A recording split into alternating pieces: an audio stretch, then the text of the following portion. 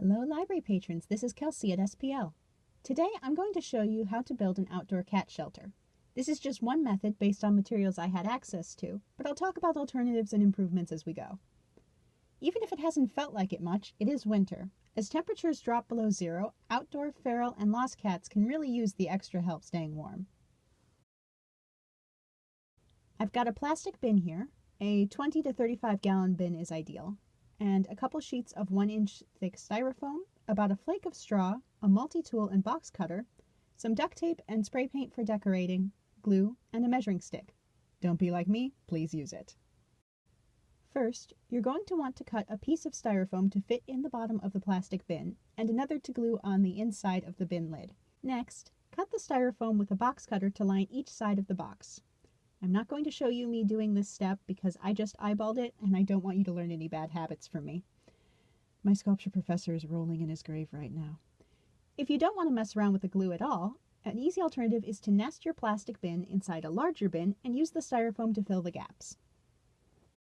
I tried a couple different types of glue to see what would work best. Gorilla Glue seems to be your best bet.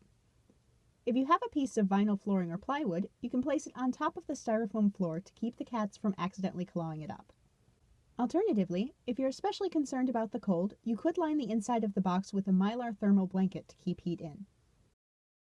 Just for decorative purposes, I'm going to spray paint the outside of the box. I recommend you also label the lid in permanent marker with your contact information, in case your shelter gets lost. Drill a small hole at the bottom corner of the box opposite the entryway. This will help drain any water that gets in. Your entrance should be off-center on the long side of the bin. Don't cut it all the way to the ground. You want at least an inch or two of plastic to keep water from getting in. Cut a square or circular entrance about 6 inches by 6 inches. Big enough for a cat to squeeze in, but too small for a raccoon. I'm using a multi-tool to cut the entrance, but you can also use a box cutter or rotary saw. Just be careful, of course. The absolute best thing you can do for any cat is to get them fixed and immunized. For truly feral cats, a trap-neuter return system can humanely prevent overpopulation and disease.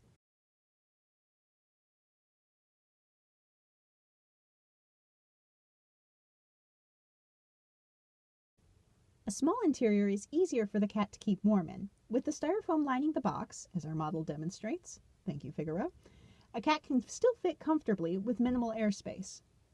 Use duct tape around the edges.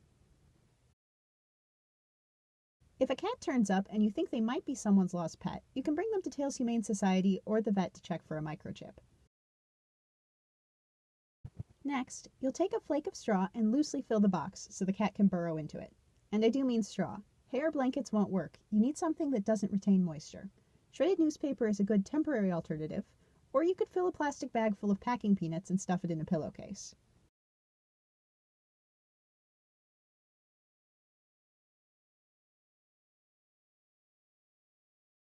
Place the bin in a sheltered area away from traffic, up off the cold ground, and weigh it down to keep it from blowing over.